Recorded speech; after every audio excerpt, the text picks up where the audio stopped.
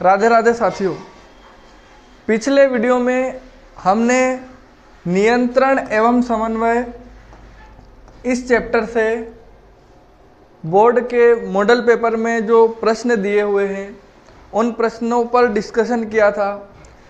आज के इस सेशन में हम 2013 से लेकर 2024 तक बोर्ड में आए हुए प्रश्नों पर चर्चा करेंगे।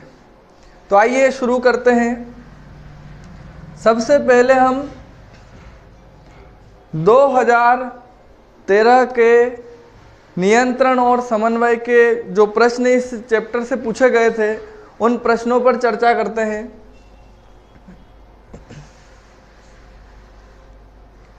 दो 2013 में इस चैप्टर से एक ये प्रश्न पूछा गया था, इंसुलिन हार्मोन स्रावित करने वाली ग्रंथि का नाम क्या है और इस ग्रंथि से इंसुलिन स्रवण की मात्रा का नियंत्रण किस क्रियाविधि द्वारा और कैसे होता है। तो देखिए इसका आंसर। क्या आप अपने परिवार या दोस्तों में से किसी को जानते हो जिन्हें डॉक्टर ने अपने आहार में कम शर्करा लेने की सलाह दी हो क्योंकि वे मधुमेह के रोगी हैं?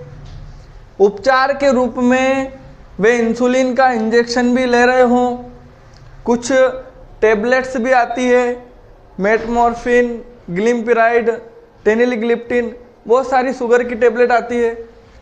तो इंसुलिन एक हार्मोन है, इसका उत्पादन अग्नाशय में होता है। हमारे शरीर में जो अग्नाशय ग्रंथि है उस अग्नाशय ग्रंथि से इंसुलिन हार्मोन का स्रवण होता है। अगर ये जो इंसुलिन हार्मोन है ये रक्त में शर्करा की मात्रा पर नियंत्रण करता है। अगर इंसुलिन का स्रवण बंद हो जाए या कम हो जाए तो मधुमेह रोग, शुगर होने की संभावना होती है। रुधिर में शर्करा स्तर को नियंत्रित करने में सहायता करता है। मतलब अग्नाशय ग्रंथि से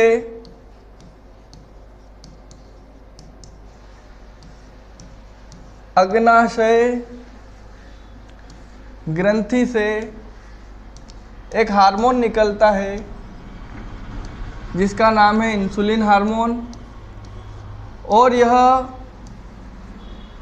रक्त में शर्करा की मात्रा का नियंत्रण करता है और अगर इसकी कमी हो जाए तो मधुमेह रोग हो जाता है।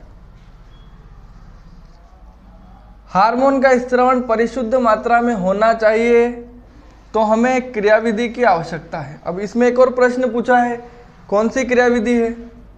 तो क्रियाविधि का नाम है, याद रखना ये प्रश्न बहुत बार आया है, हार्मोन कितना स्रावित होगा, कब होगा, इसका निर्धारण पुनर्भरण क्रियाविधि से किया जाता है।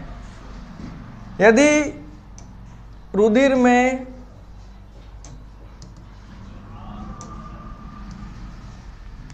शर्करा का स्तर बढ़ जाता है तो अग्नाशय की कोशिका डिटेक्ट कर लेगी, संसूचित कर लेगी और अगर शुगर बढ़ गई तो इंसुलिन ज़्यादा स्रावित होगा और अगर शुगर कम हो जाती है तो इंसुलिन की मात्रा भी कम हो जाती है। तो पुनर्भरण क्रियाविधि से हार्मोन किस समय पर स्रावित होना है, कितना स्रावित होना है, पुनर्भरण क्रियाविधि से इस हार्मोन का नियंत्रण किया जाता है। तो इस प्रश्न का जो कि 2013 में पूछा गया है, बड़ा प्रश्न है, 1+2 3 नंबर का प्रश्न था। तो इंसुलिन हार्मोन स्रावित करने वाली जो ग्रंथि है, ग्रंथि का नाम हुआ अग्नाशय और हमने अभी देखा है किस क्रियाविधि द्वारा, पुनर्भरण क्रियाविधि द्वारा।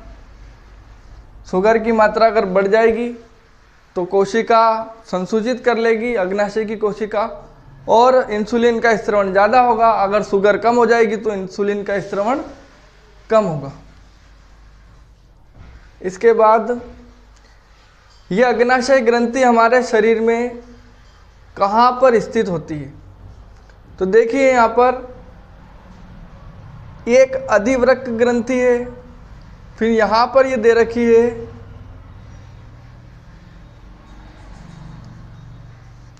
इस जगह पर, ये जो पीले कलर में अग्नाशय ग्रंथि है, ये नर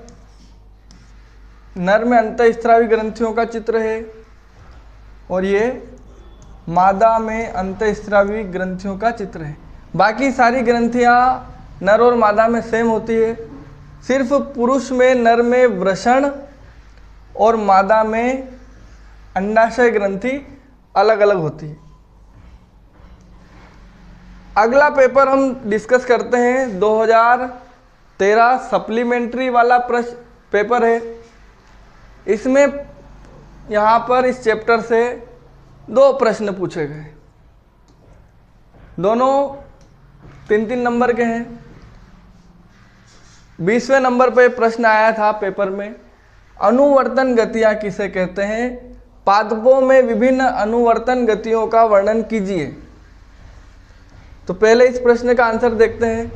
अनुवर्तन जैसे कि हमने पिछले वीडियो में पढ़ा था, गुरुत्वानुवर्तन, प्ररोह हमेशा ऊपर की ओर वृद्धि करता है और जड़ हमेशा नीचे की ओर वृद्धि करती है, जिसे हमने गुरुत्वानुवर्तन भी कहा था। देखिए इस प्रश्न का आंसर, पहले इस चित्र को देखिए, अच्छे से समझिए। पादप का जो ऊपर का भाग है और जो शीर्ष भाग है जिसे हम कहते हैं प्ररोह, यह हमेशा ऊपर की ओर वृद्धि करता है, गुरुत्वाकर्षण के विपरीत वृद्धि करता है, जिसे हमने कहा था ऋणात्मक गुरुत्वानुवर्ती। और जड़ हमेशा गुरुत्व के साथ साथ नीचे की ओर वृद्धि करती है, जिसे हम कहते हैं धनात्मक गुरुत्वानुवर्ती। तो यहाँ पर इसका यह आंसर है, पर्यावरणीय प्रेरण जैसे प्रकाश या गुरुत्व, प्रकाश पौधे को ऊपर की ओर, प्ररोह को ऊपर की ओर ले जाएगा प्रकाश की दिशा में, और गुरुत्व जड़ को हमेशा जमीन में ले जाएगी। गुरुत्व पादप की वृद्धि वाले भाग में दिशा परिवर्तित कर देते हैं। ये दिशिक या अनुवर्तन गतियाँ उद्दीपन की ओर या इससे विपरीत दिशा में हो सकती है। अतः इन 2 भिन्न प्रकार की प्रकाशानुवर्तन गतियों में प्ररोह जाएगा प्रकाश की ओर और जड़ जाएगी जमीन की ओर, मतलब विपरीत दिशा में।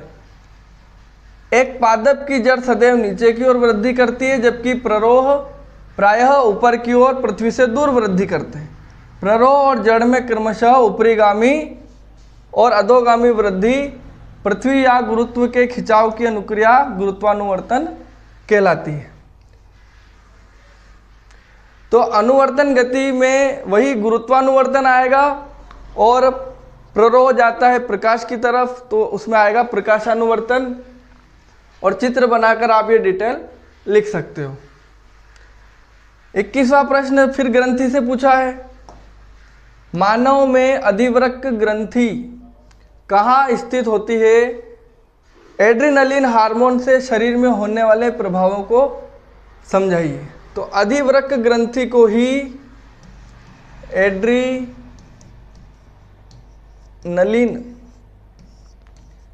ग्रंथि भी कहते हैं, और इससे शरीर में होने वाले प्रभावों को हमें समझाना है। देखिए फिर से चित्र, अग्नाशय के जस्ट पास में जो 2 पीले कलर की ग्रंथि दे रखी है, इन्हें बोलते हैं एड्रेनलिन ग्रंथि या अधिवृक्क ग्रंथि। तो ये कहाँ पर होती है? अग्नाशय के समीप होती है, दोनों जो किडनियाँ हैं उनके आसपास होती है। अब इनका काम क्या है? एड्रेनलिन ग्रंथि से जो हार्मोन स्रावित होता है, एड्रेनलिन हार्मोन ये डायरेक्ट रुधिर में स्रावित होता है, शरीर के विभिन्न भागों तक पहुंचा दिया जाता है। मान लो आपके सामने अचानक से कोई शेर आ जाता है, तो उस सिचुएशन में आप क्या करोगे? हमें भागना पड़ेगा। तो भागने के लिए हमारे शरीर में जो अधिवृक्क ग्रंथि है एड्रेनलिन ग्रंथि, उससे एड्रेनलिन हार्मोन स्रावित होगा, वो डायरेक्ट ब्लड में चला जाएगा। ब्लड में जाने के बाद वहाँ से वो हार्ट में चला जाएगा और हृदय की गति को बढ़ा देगा, जिससे कि हमारे ऑक्सीजन लेने की क्षमता बढ़ जाएगी और हम तेज़ी से भागेंगे और अपनी जान बचाएंगे। तो एड्रेनलिन सीधा रुधिर में स्रावित होता है, शरीर के विभिन्न भागों तक पहुंचा दिया जाता है। हृदय सहित यह लक्ष्य अंगों या विशिष्ट ऊतकों पर कार्य करता है। हृदय की धड़कन बढ़ा देता है, हमारी पेशियों को अधिक ऑक्सीजन की आपूर्ति हो सके। पाचन तंत्र तथा त्वचा में रुधिर की आपूर्ति कम हो जाएगी क्योंकि वहाँ जरूरत ही नहीं है। इन अंगों की छोटी धमनियों के आसपास की पेशियाँ सिकुड़ जाती है। यह रुधिर की दिशा हमारी कंकाल पेशियों की ओर कर देता है। डायफ्राम और पसलियों की पेशी के संकुचन से सांस लेने की दर बढ़ जाएगी।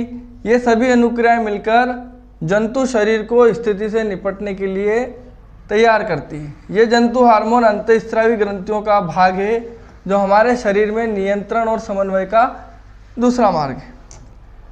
मतलब ये हार्मोन जब हम आपातकालीन स्थिति में होंगे तो डायरेक्ट रुधिर में जाएगा। रुधिर से ये शरीर के विभिन्न भागों तक, हृदय में और विशिष्ट ऊतकों पर कार्य करेगा। हृदय की धड़कन बढ़ेगी, हमारी पेशियों को अधिक ऑक्सीजन मिलेगी। पाचन तंत्र और त्वचा में रुधिर की आपूर्ति कम हो जाएगी और पाचन तंत्र और त्वचा के आसपास की धमनियों की पेशियां सिकुड़ जाएगी। रुधिर की दिशा हमारी कंकाल पेशियों की ओर कर देता है। डायफ्राम और पसलियों की पेशी के संकुचन से श्वसन की दर भी बढ़ जाती है और हम फुल स्पीड से भागेंगे। तो ये इस प्रश्न का ये जो 2013 में आया था, अधिवृक्क ग्रंथि कहाँ होती है? तो पेट में होती है। और इससे जो ये जो हार्मोन निकल रहा है, इससे शरीर में क्या प्रभाव पड़ता है? तो आपातकालीन स्थितियों में चुनौतियों से निपटने से ये हमें सहायता करता है। अगला 2014 का पेपर है। इसमें एक प्रश्न पूछा है, तंत्रिका कोशिका का नामांकित चित्र बनाइए, जिसके बारे में हमने पिछले सेशन में, पिछले वीडियो में देखा था। तंत्रिका कोशिका का चित्र बनाना है और इसकी संरचना का विस्तार से वर्णन करना है। ये अथवा में जो प्रश्न दिया है ये इस चैप्टर से नहीं है। देखिए हम देखते हैं। ये है तंत्रिका कोशिका। इसमें यहाँ पर ये जो पूरा एरिया है कोशिका काय है, बीच में होता है केंद्रक। ये जो सिंग निकल रहे हैं इन्हें बोलते हैं द्रुमिका, जहाँ से आवेग प्रवेश करता है। द्रुमिका से आवेग आएगा कोशिका काय में, कोशिका काय और केंद्रक यहाँ से होता हुआ ये बीच में जो भाग है इसे बोलते हैं तंत्रिकाक्ष।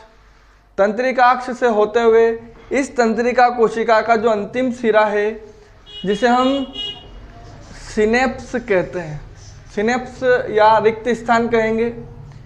तो यहाँ से जो आवेग है ये यहाँ पर कुछ केमिकल रिलीज करेगा। फिर इस तंत्रिका कोशिका से दूसरी तंत्रिका कोशिका की जो द्रुमिका है वो जुड़ जाएगी और फिर से विद्युत आवेग बन जाएगा। इस तरह से यहाँ पर बीच में केमिकल निकलता है और एक के बाद एक तंत्रिका कोशिका आपस में जुड़ती जाती है और हम जो आवेग है उनको मस्तिष्क तक पहुँचाने का काम करती है। तो इसकी जो डिटेल है देखिए।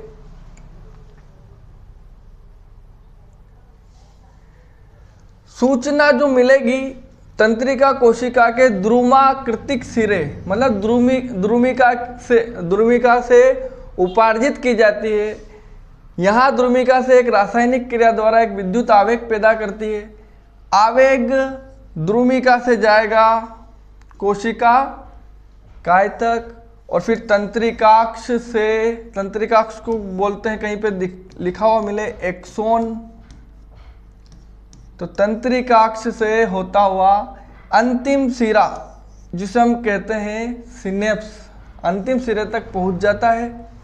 यहाँ अंतिम सिरे में कुछ केमिकल निकलते हैं, ये रसायन रिक्त स्थान या सिनेप्स को पार करते हैं और अगली तंत्रिका कोशिका की द्रुमिका में फिर से इसी तरह का विद्युत आवेग पैदा होता है और ये आवेग एक कोशिका से दूसरी कोशिका, अन्य कोशिकाओं जैसे कि पेशी कोशिकाओं या ग्रंथि तक ले जाते हैं। सूचनाओं को विद्युत आवेग के द्वारा शरीर के एक भाग से दूसरे भाग तक संवहन में विशिष्टीकृत है। अब देखिए यहाँ पर यह भी इंपॉर्टेंट है, चित्र 6.1 मतलब इस चित्र को देखना है आपको और इस चित्र को देखकर यहाँ पर बताना है कि कहाँ से विद्युत आवेग प्रवेश करते हैं। देखिए 3 प्रश्न हैं। जहाँ सूचनाएं उपार्जित की जाती है, जिससे होकर सूचनाएं विद्युत आवेग की तरह यात्रा करती है, और तीसरा है जहाँ इस आवेग का परिवर्तन रासायनिक संकेत में किया जाता है जिससे कि ये आगे संचरित हो सके। तो शुरुआत कहाँ से हुई? द्रुमिका से शुरुआत होती है, द्रुमिका से। यात्रा किससे होके करेगा? तंत्रिकाक्ष से। और कहाँ पर केमिकल निकलेगा? तो सिनेप्स पर यहाँ पर केमिकल निकलता है और अगली द्रुमिका जुड़ती है, फिर से विद्युत आवेग पैदा हो जाता है। तो ये हमारा प्रश्न हो गया है, वर्णन भी हो गया है। ये चित्र आप अच्छे से बनाकर प्रैक्टिस कर लेना। फिर हम देखते हैं सन 2015 के प्रश्न। यहाँ पर एक ये 3 नंबर का ही प्रश्न पूछा है। तंत्रिका पेशी संधि का नामांकित चित्र बनाइए। 1-2 बार के पेपर में ये प्रश्न आया है। जंतुओं में नियंत्रण और समन्वय के लिए तंत्रिका और हार्मोन की इस चैप्टर में हमें तंत्रिका कोशिका पढ़नी है और हार्मोन्स पढ़ना है। तो दोनों की क्रियाविधि की हमें तुलना करनी है कि दोनों की क्रियाविधि में क्या अंतर है। तो देखिए ये चित्र मैंने बताया भी था पिछले वीडियो में। इस चित्र को ध्यान से देखना। ये है तंत्रिका पेशीय संधि, ये है हमारा तंत्रिकाक्ष,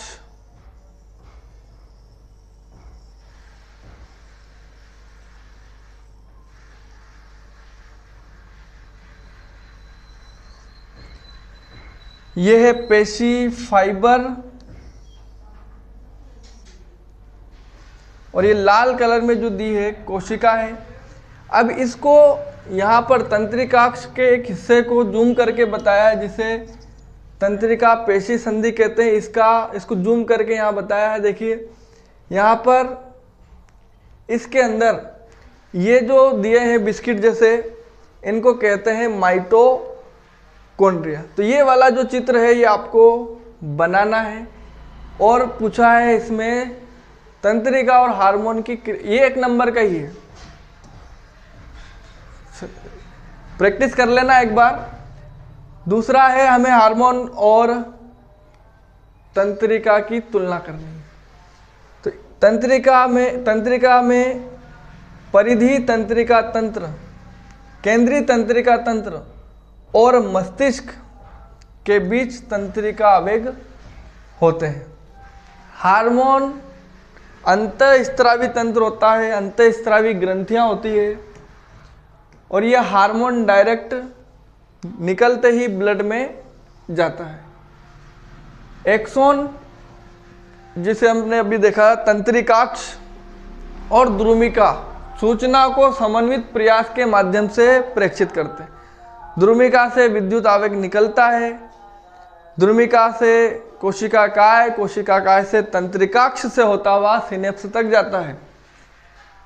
हार्मोन में सूचना का प्रसारण या परिवहन रक्त के माध्यम से ही होगा।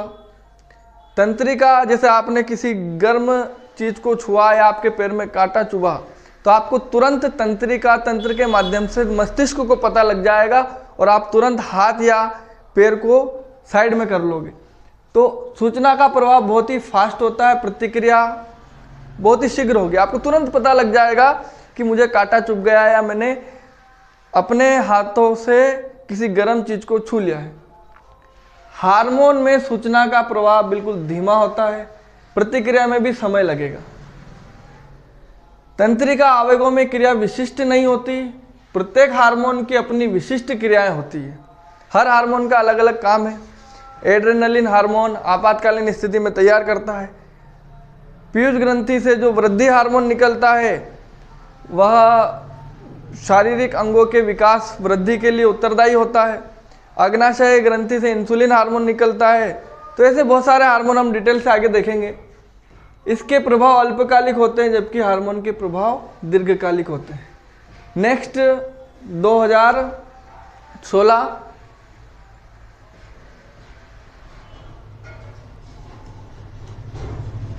16वें नंबर का प्रश्न है, अधिवृक्क ग्रंथि से कौन सा हार्मोन स्रावित होता है, हार्मोन का एक कार्य लिखो।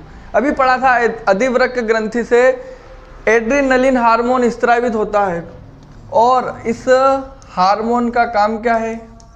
एड्रेनलिन हार्मोन, एड्रेनलिन हार्मोन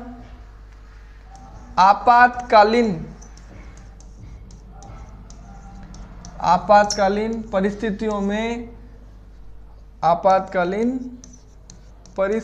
में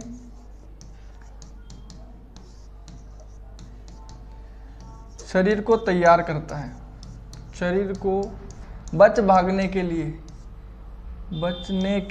या भागने के लिए तैयार करता है।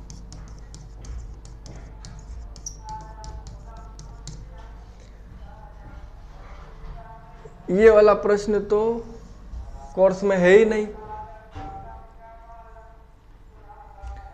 फिर एक प्रश्न 19वें नंबर पे पूछा था, प्रतिवर्ती चाप का नामांकित चित्र बनाकर प्रतिवर्ती क्रिया को समझाइए।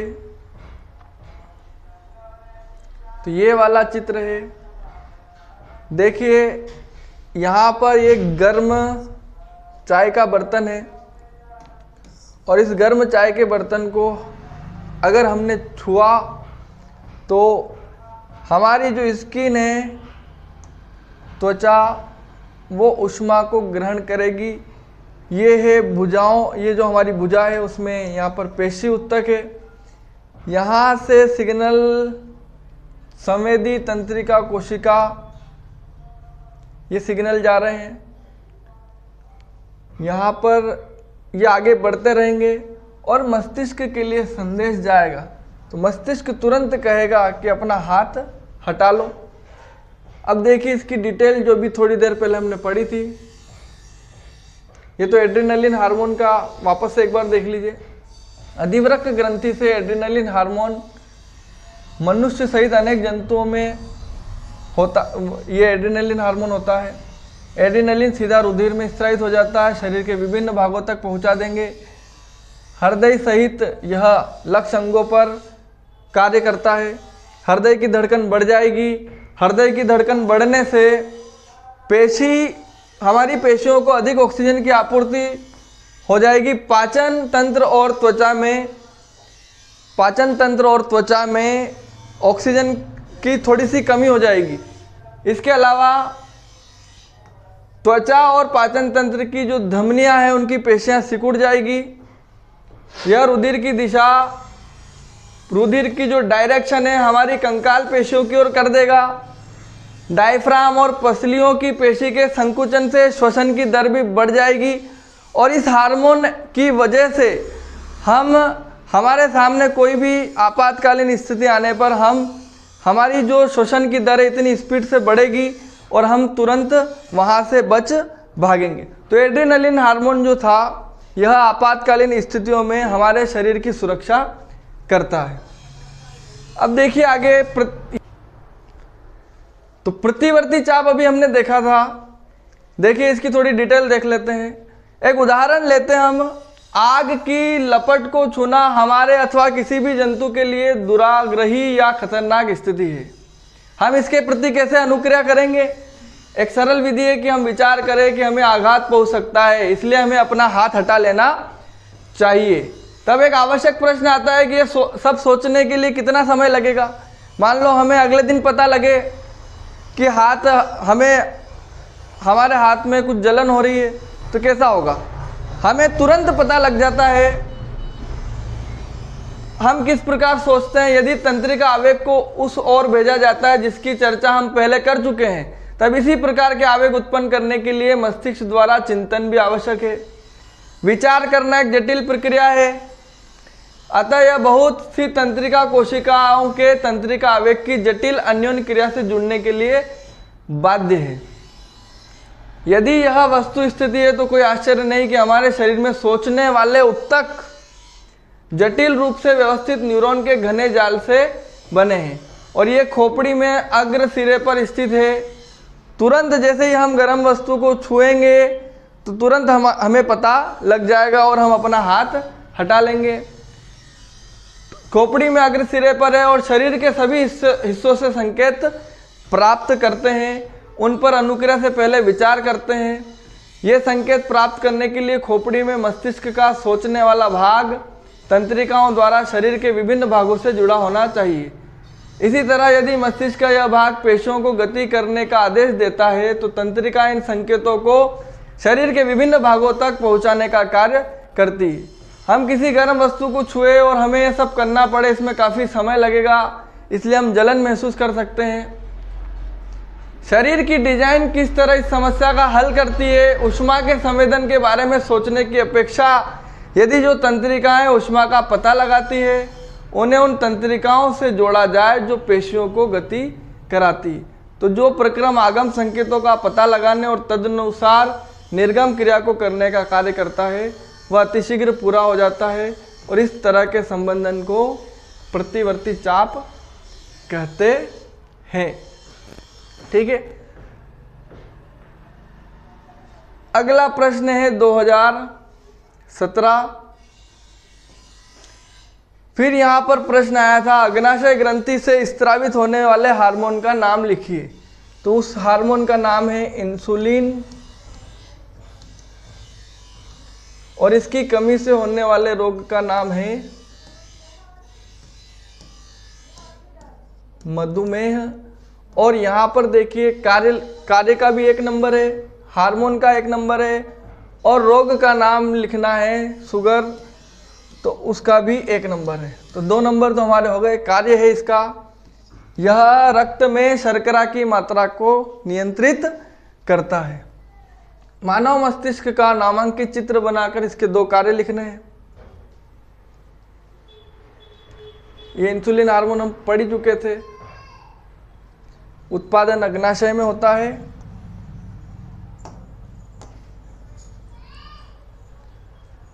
और जब ये उचित मात्रा में स्रावित नहीं होगा तो रुधिर में शर्करा का स्तर बढ़ जाएगा। पुनर्भरण क्रियाविधि के बारे में हमने पढ़ा था, अभी पढ़ चुके हैं। मानव मस्तिष्क का नामांकित चित्र बनाना है। ये रहा मानव मस्तिष्क। मस्तिष्क के 3 भाग हैं मेन। अग्र मस्तिष्क, मध्य मस्तिष्क और पश्च मस्तिष्क। पश्च मस्तिष्क में पोन्स, मेडुला और ये अनुमस्तिष्क दिया है। बीच में ये जो दे रखा है वाइट मध्य मस्तिष्क है और ये पूरा जो भाग है अग्र मस्तिष्क। प्रमस्तिष्क अग्र मस्तिष्क का ही भाग है। यहाँ पर ये प्रतिवर्ती चाप के लिए मेरु रज्जु दिया है, दिमाग को ये सिग्नल पहुँचाता है। यहाँ पर 2 ग्रंथियाँ हैं, हाइपोथैलेमस और पीयूष ग्रंथि। और ये जो मस्तिष्क है ये कपाल के अंदर सुरक्षित रहता है। अब इसके 2 कार्य बताने हैं, तो कार्य तो बहुत सारे हो जाएंगे। देखिए, एक कार्य तो ये है मुख्य सोचने वाला भाग कौन सा है, अग्र मस्तिष्क। तो हम सोचते हैं इस अग्र मस्तिष्क से। फिर है अग्र मस्तिष्क में विभिन्न ग्राही से संवेदी आवेग प्राप्त करने के लिए क्षेत्र होते हैं। अग्र मस्तिष्क के अलग अलग जो क्षेत्र है सूंघने, सुनने, देखने आदि के लिए विशिष्टीकृत है।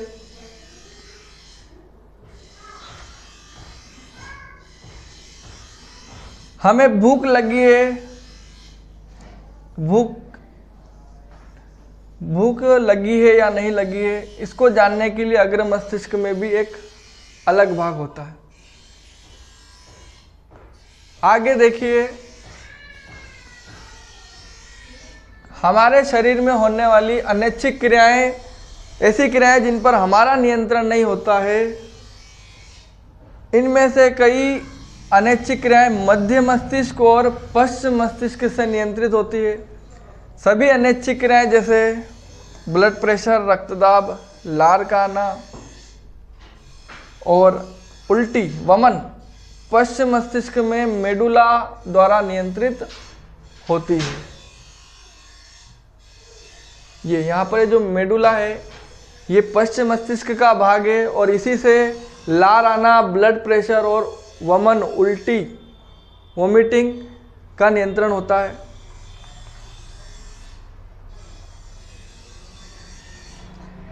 ये प्रश्न भी पूछा गया था मॉडल पेपर में। अगर आप सीधी रेखा में चल रहे हो, जैसे जो करतब दिखाने वाले हैं वो डोरी के ऊपर चलते हैं, सीधी रेखा में चलते हैं, साइकिल चलाना, पेंसिल उठाना, ये सभी क्रियाएं पश्चिम मस्तिष्क में स्थित भाग अनुमस्तिष्क द्वारा संभव है। अगला हम देखते हैं सन 2017 के सप्लीमेंट्री के कुछ क्वेश्चन। देखिए यहाँ पर एक प्रश्न दिया है, कोई एक वृद्धि संदमनकारी पादप हार्मोन का नाम लिखकर पादपों पर इसके प्रभाव के बारे में लिखिए। तो ऐसे हार्मोन का हमें नाम बताना है जो पादप में संदमन करता है, वृद्धि में संदमन करता है और पादप की वृद्धि को रोकता है।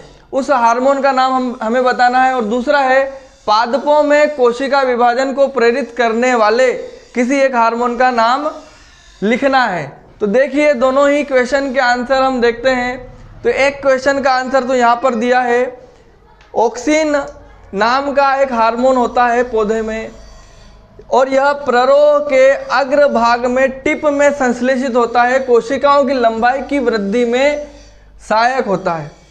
पादप पर एक ओर से जब प्रकाश आता है तो ऑक्सिन प्रकाश के विपरीत वाली साइड में जाकर अपना सांद्रण बढ़ा लेता है और इसका ऑक्सिन हार्मोन का काम है कि यह कोशिकाओं की लंबाई की वृद्धि में सहायक होता है।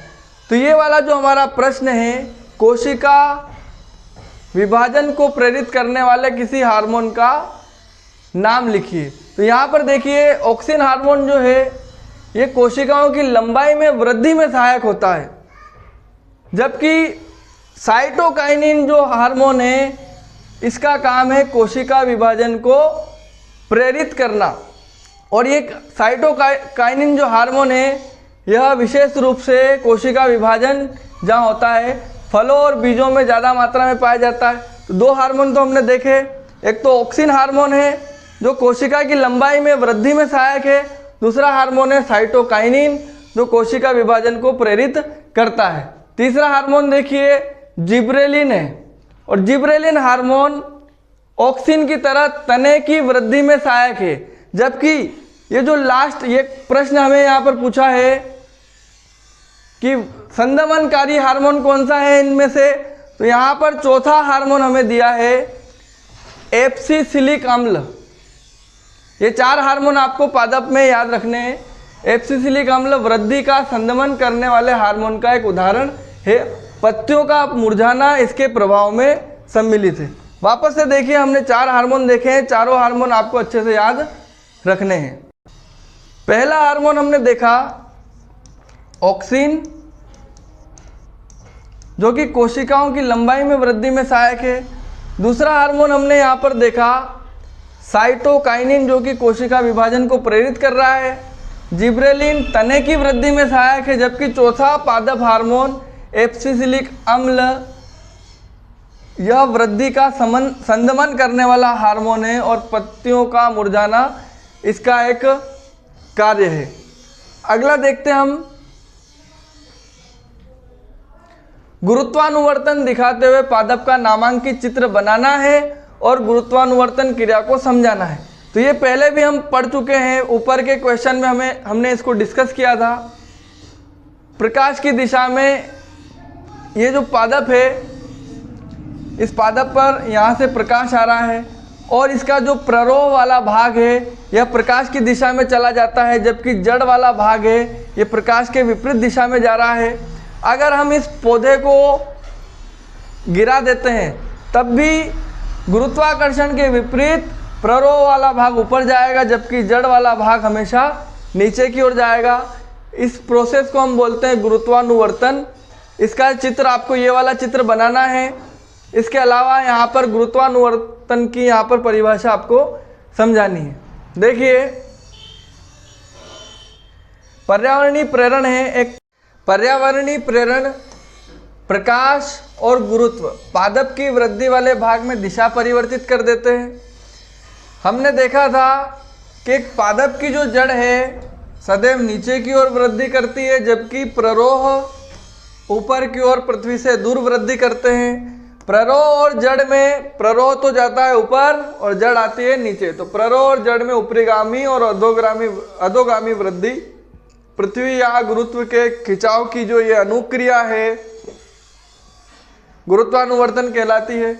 इसके बारे में हम पहले पढ़ भी चुके हैं ऊपर। अगला जो हमारा पेपर है 2018, इस पेपर में इस चैप्टर से कोई भी प्रश्न नहीं आया था। 2018 सप्लीमेंट्री 2018 पूरक परीक्षा, इसमें यहाँ पर इस चैप्टर से प्रश्न दिया है। वृषण द्वारा स्त्रावित हार्मोन का नाम लिखना है। तो वृषण द्वारा स्त्रावित हार्मोन होता है टेस्टोस्टेरोन,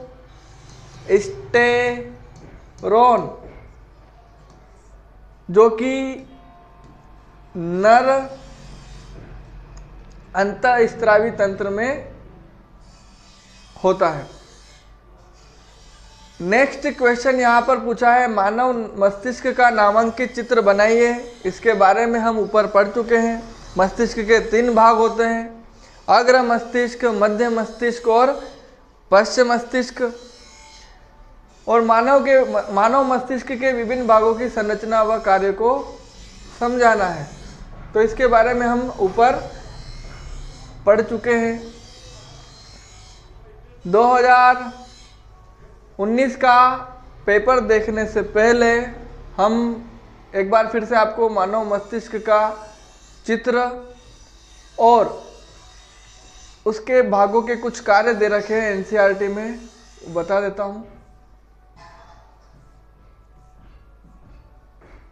ये देखिए, ये है मानव मस्तिष्क का चित्र। ये आपको चित्र बनाना है। ये भाग है अग्र मस्तिष्क, यहाँ बीच में ये होता है मध्य मस्तिष्क, और यहाँ पर ये पोन्स, मेडुला, और यहाँ पर ये दिया है अनु मस्तिष्क। साथ में यहाँ पर मेरुरज्जु। अग्र मस्तिष्क का ये जो भाग है प्रमस्तिष्क है, ये कपाल के अंदर, खोपड़ी के अंदर सुरक्षित रहता है। यहाँ पर मध्य मस्तिष्क में यहाँ पर एक ग्रंथि है हाइपोथैलेमस। यहाँ पर एक ग्रंथि है जिसका नाम है पीयूष ग्रंथि। इसके अलावा पोन्स, मेडुला, ये सब होते हैं। इसके कार्य के बारे में हमने पढ़ा था। मुख्य सोचने वाला जो भाग है, जो छोटा दिमाग है हमारा, उसका नाम है अग्र मस्तिष्क। अग्र मस्तिष्क से के अलग अलग क्षेत्र सुनने, सूंघने, देखने आदि के लिए विशिष्टीकृत होते हैं। भूख से संबंधित अग्र मस्तिष्क में एक केंद्र होता है, ये भी हम पढ़ चुके थे। फिर हमने पढ़ा था अनैच्छिक क्रियाएं जो है मध्य मस्तिष्क और पश्चिम मस्तिष्क द्वारा नियंत्रित होती है। सभी अनैच्छिक क्रियाएं जैसे रक्तदाब, ब्लड प्रेशर, लार आना और उल्टी मेडुला द्वारा नियंत्रित होती है। सीधी रेखा में चलना, साइकिल चलाना, पेंसिल उठाना पश्चिम मस्तिष्क में एक भाग है अनु मस्तिष्क, उसके द्वारा ही संभव होता है। अब हम देखते हैं आगे 2019 का जो पेपर है हमारा।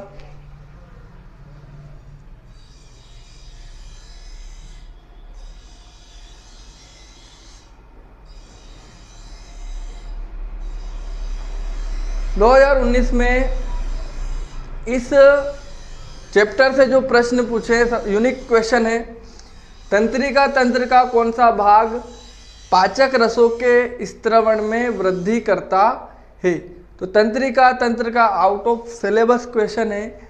पैरासिम्पैथेटिक नर्वस सिस्टम, पीएनएस भाग पाचन से जुड़ा हुआ है। तंत्रिका तंत्र का पीएनएस भाग पैरासिम्पैथेटिक नर्वस सिस्टम जो है पाचन से जुड़ा हुआ है। यह स्वायत्त तंत्रिका तंत्र का हिस्सा है। यह पाचन तंत्र को नियंत्रित करता है और पाचन रसों के स्राव को बढ़ाता है। अगला है तंत्रिका आवेग और संधि स्थल सिनेप्स को परिभाषित कीजिए। तो हमने देखा था तंत्रिका कोशिका का चित्र, उसमें द्रुमिका से तंत्रिका आवेग आते हैं, कोशिका काय से होकर तंत्रिकाक्ष से होते हुए तंत्रिका कोशिका के अंतिम सिरे जिसको हम कहते हैं सिनेप्स में जाते हैं। तो इन दोनों की आपको परिभाषा देनी है। सिनेप्स की परिभाषा क्या होगी? तंत्रिका कोशिका का जो अंतिम सिरा है जहाँ पर जो विद्युत आवेग होते हैं वहाँ जाकर रासायनिक संकेतों में बदलते हैं, उस हिस्से को बोलते हैं हम सिनेप्स। और तंत्रिका आवेग क्या होता है? कुछ भी, जैसे आपने गर्म वस्तु को छुआ तो जो आवेग है वो विद्युत सिग्नल पैदा करेगा और तंत्रिका आवेग के रूप में, विद्युत आवेग के रूप में द्रुमिका से कोशिका काय तंत्रिकाक्ष से होता हुआ आगे बढ़ता जाएगा। तंत्रिका की संरचना का नामांकित चित्र बनाना है, हम पहले पढ़ चुके हैं। ये देखिए, ये आप पूरा यहाँ पर लिख सकते हैं। ये बीच में केंद्रक होता है, बाकी हिस्सा कोशिका काय है। यहाँ पर द्रुमिका तंत्रिकाक्ष से होता हुआ तंत्रिका का जो अंतिम सिरा है ये संधि स्थल यहाँ पर जाता है। 2020 से भी 2020 में भी इस चैप्टर से कोई क्वेश्चन नहीं है। 2020 सप्लीमेंट्री में भी कोई क्वेश्चन नहीं है। 2021 में भी कोई क्वेश्चन नहीं है। उस समय शायद सिलेबस चेंज हो गया था। 2022 में यहाँ पर प्रश्न दिया है, आउटो ग्रंथि को थायरोक्सिन हार्मोन, आउटो ग्रंथि मतलब थायराइड ग्रंथि जो कि गले में होती है उसे आउटो ग्रंथि भी कहते हैं। तो इससे थायरोक्सिन हार्मोन निकलता है और इसके लिए आयोडीन आवश्यक है। आयोडीन की कमी से यह हार्मोन नहीं निकलता और गलगन, घेंघा या गोइटर रोग हो जाता है। सभी अनैच्छिक क्रियाओं का नियंत्रण मस्तिष्क का कौन सा भाग करता है? मस्तिष्क के बारे में हमने पढ़ा था। अनैच्छिक क्रियाओं का नियंत्रण मध्य मस्तिष्क या पश्चिम मस्तिष्क करता है।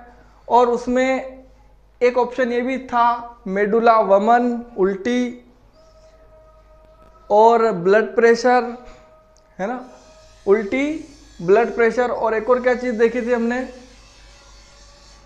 वमन, रक्त दाब, लार आना। तो इन अनैच्छिक क्रियाओं पर नियंत्रण कौन करता है? मेडुला। इसके अलावा मध्य मस्तिष्क और पश्चिम मस्तिष्क भी कुछ अनैच्छिक क्रियाओं पर नियंत्रण करते हैं। स्रावित हार्मोन के समय और मात्रा को तो हमने शुरू में इसमें पढ़ा था, पुनर्भरण क्रियाविधि से नियंत्रित किया जाता है। तंत्रिका उत्तक किसके संगठित जाल का बना होता है? तंत्रिका उत्तक किससे बनता है? कोशिका से। तो तंत्रिका कोशिका के संगठित जाल से बनता है। कौन से अंतःस्रावी ग्रंथि मानव शरीर की वृद्धि का नियमन करती है? पीयूष ग्रंथि जो मस्तिष्क में होती है वृद्धि का नियमन करती है। प्रतिवर्ती क्रिया का एक उदाहरण लिखना है। जंतुओं में प्रतिवर्ती चाप क्यों विकसित हुआ? ताकि हमें तुरंत पता लग सके कि हम खतरे में हैं। प्रतिवर्ती चाप का नामांकित चित्र बनाना है। देखिए यहाँ पर यह आउटो ग्रंथि कहाँ पर है? गले में। यहाँ थायराइड, इसको थायराइड भी बोलते हैं, थायराइड ग्रंथि, और थायरोक्सिन हार्मोन निकलता है। फिर यहाँ पर कुछ दिया है, एनसीईआरटी से लिया है हमने। आयोडीन युक्त नमक, नमक के पैकेट पे देखा होगा, तो आउटो ग्रंथि को थायरोक्सिन हार्मोन बनाने के लिए आयोडीन आवश्यक है। थायरोक्सिन कार्बोहाइड्रेट, प्रोटीन और वसा, यहाँ से एक क्वेश्चन आया था। कार्बोहाइड्रेट, प्रोटीन और वसा के उपापचय कौन करता है? तो थायरोक्सिन हार्मोन करता है। थायरोक्सिन हार्मोन के निकलने के लिए आयोडीन अनिवार्य है। आयोडीन की कमी अगर हो गई तो गलगन, घेंगा या गोइटर रोग हो जाता है। आगे देखिए,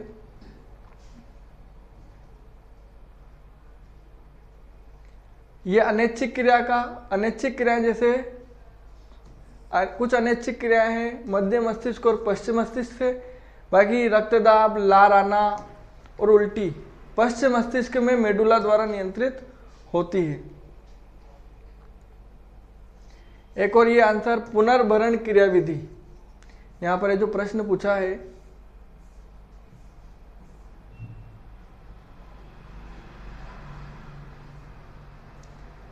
स्त्रावित हार्मोन के समय और मात्रा को पुनर्भरण क्रियाविधि से नियंत्रित किया जाता है। ये अनैच्छिक क्रियाओं का नियंत्रण मस्तिष्क का कौन सा भाग करता है? मेडुला। थायरोक्सिन हार्मोन बनाने के लिए आयोडीन।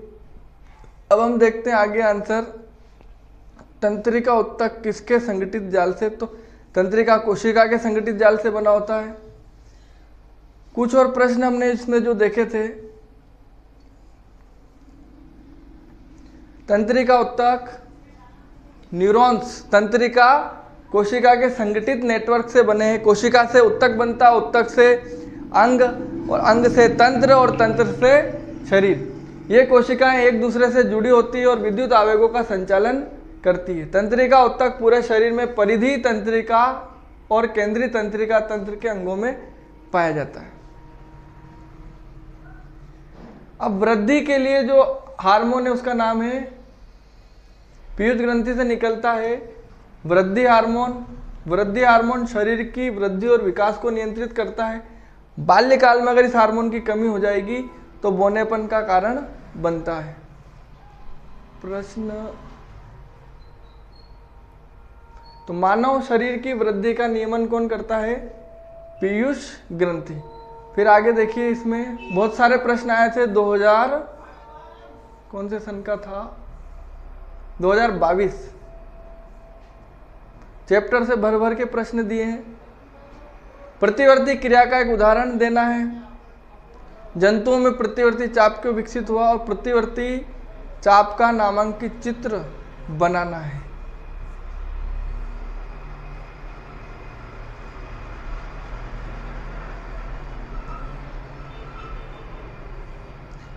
तो प्रतिवर्ती क्रिया का के यहाँ पर 4 उदाहरण हैं। गर्म चीज छू लेने पर हाथ का पीछे हट जाना प्रतिवर्ती क्रिया का उदाहरण है। तेज रोशनी एकदम से आंखों में पड़ने पर हम आंखें एकदम से बंद कर लेते हैं, तो ये प्रतिवर्ती क्रिया का उदाहरण है। भूख लगने पर या जब पानी पतासे खाते हैं, या हम पानी पतासे के थैले के पास जाके खड़े हो गए और सामने वाले को खाते हुए देखते हैं, हमारा नंबर नहीं आया अभी, तो मुंह में ऑटोमेटिक लार आ जाती है, तो ये भी प्रतिवर्ती क्रिया है।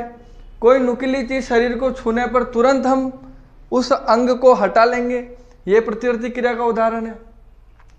प्रतिवर्ती चाप क्यों विकसित हुआ? क्योंकि मस्तिष्क के सोचने का प्रक्रम बहुत तेज नहीं होता। कोई कील हमारे पैरों में चुभ गई और मस्तिष्क सोचेगा कि हम पैर हटाए, क्या हो रहा है, इतनी देर में तो हमें बहुत ज़्यादा दर्द होगा, तो इसलिए थोड़ा सा हल्का सा चुभने पर ही हमें प्रतिवर्ती चाप के द्वारा पता लग जाता है और हम तुरंत पैर को हटा लेते हैं। तो वास्तव में अधिकांश जंतुओं में सोचने के लिए आवश्यक जटिल न्यूरॉन जाल या तो अल्प है या अनुपस्थित होता है। तो वास्तविक विचार प्रक्रम की अनुपस्थिति में प्रतिवर्ती चाप का दक्ष कार्य प्रणाली के रूप में विकास हुआ है। इसका आंसर यही है कि अधिकांश जंतुओं के सोचने का प्रक्रम तेज नहीं है, इसलिए प्रतिवर्ती चाप विकसित हुआ है। इसका चित्र हम पहले पढ़ चुके हैं।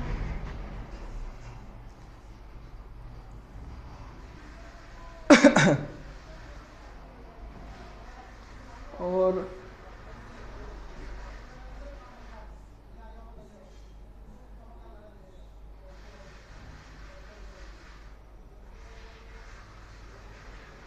किन्हीं यहाँ पर दिया है अंडाशय द्वारा स्रावित हार्मोन का नाम है एस्ट्रोजन,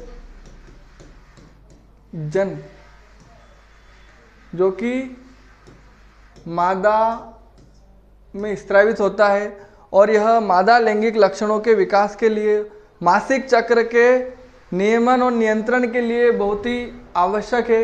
2 अंतःस्रावी ग्रंथियों के नाम कार्य लिखने हैं, तो कोई भी 2 है, हम जो नीचे सारणी देखेंगे उसमें बहुत सारी ग्रंथियां हैं, उसमें अंतःस्रावी ग्रंथियों के नाम, उनसे निकलने वाले हार्मोन और कार्य भी देखेंगे।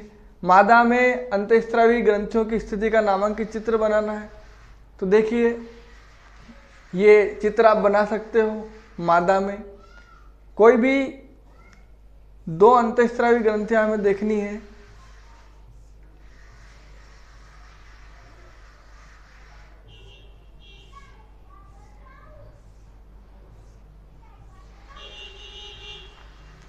ये चित्र आप बना सकते हो। इसमें हाइपोथैलेमस, पीनियल, पीयूष, ये तीनों मस्तिष्क में है। गले में औटू, पराउटू और ये यहाँ पर नीचे थाइमस ग्रंथि है, अग्नाशय है, अधिवृक्क है। नर और मादा में यही जो लैंगिक ग्रंथि है ये अलग है, अंडाशय है, नर में वृषण होता है। किन्हीं 2 हार्मोन के काम, वृद्धि हार्मोन निकलता है पीयूष ग्रंथि से, सभी अंगों में वृद्धि प्रेरित करता है। थायराइड ग्रंथि से निकलता है थायरोक्सिन, शरीर की वृद्धि ये नहीं करेगा, वृद्धि के लिए उपापचयन का, पाचन का वगैरह का नियमन करेगा। इंसुलिन निकलता है अग्नाशय से, रक्त में शर्करा स्तर का नियमन करता है।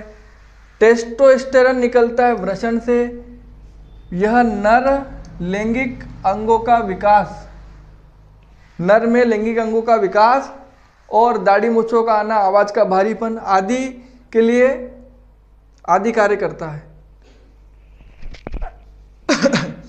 अंतःस्रावी ग्रंथि है अंडाशय, इससे निकलता है एस्ट्रोजन।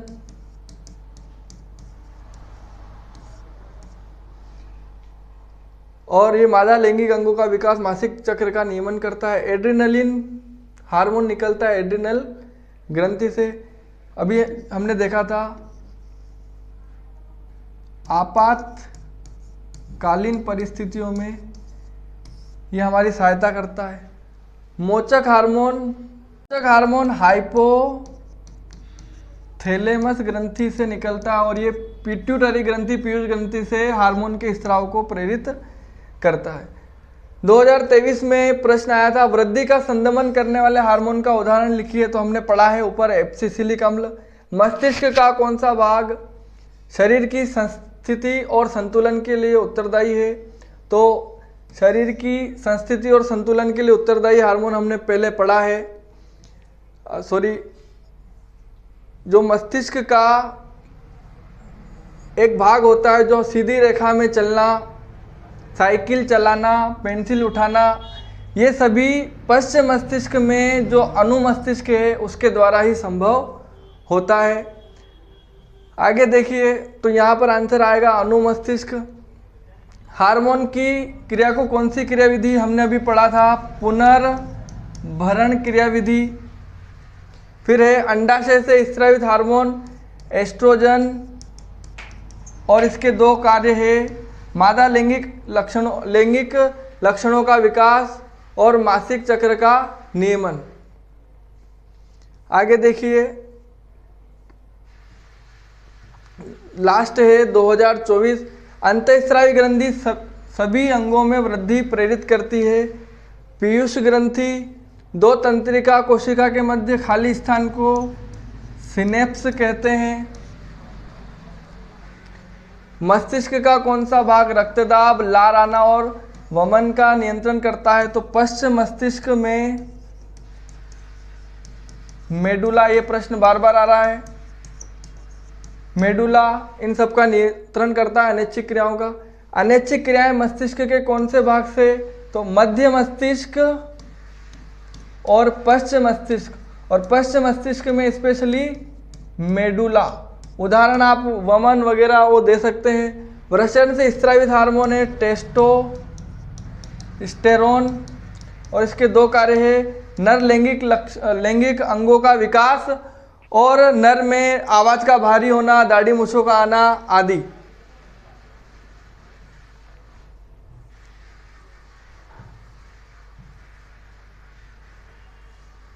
लास्ट है सप्लीमेंट्री 2024। कौन सी अंतःस्रावी ग्रंथि शरीर की वृद्धि के लिए उपापचय। तो शरीर की वृद्धि के लिए पूछे तो पीयूष ग्रंथि, लेकिन शरीर की वृद्धि के लिए उपापचय का नियमन करती है थायराइड ग्रंथि। देखिए शरीर की वृद्धि के लिए उपापचय का नियमन करता है कौन? थायराइड ग्रंथि से निकलने वाला थायरोक्सिन हार्मोन। जंतुओं में नियंत्रण तथा समन्वय रिक्त स्थान तथा पेशी उत्तक द्वारा किया जाता है। तो इसमें आंसर आएगा तंत्रिका उत्तक, एक मिनट, तंत्रिका तथा पेशी उत्तक द्वारा किया जाता है। तो तंत्रिका उत्तक और पेशी उत्तक द्वारा नियंत्रण और समन्वय होता है। नेक्स्ट दो पादप हार्मोन। तो बहुत सारे हार्मोन हमने पढ़े हैं, ऑक्सिन है, साइटोकाइनिन है, एब्सिसिलिक अम्ल है। उनमें से कोई से भी हार्मोन आप ले सकते हो, उनके कार्य समझा सकते हो। सिनेप्स, दो तंत्रिका कोशिका के बीच का जो स्थान होता है उसको सिनेप्स कहते हैं। न्यूरॉन के कार्य हमने पढ़ ही लिए हैं। तो ये इस तरह से ये हमारा 2023 से 2024 तक के इस नियंत्रण और समन्वय चैप्टर से सभी प्रश्न कंप्लीट होते हैं। Thank you.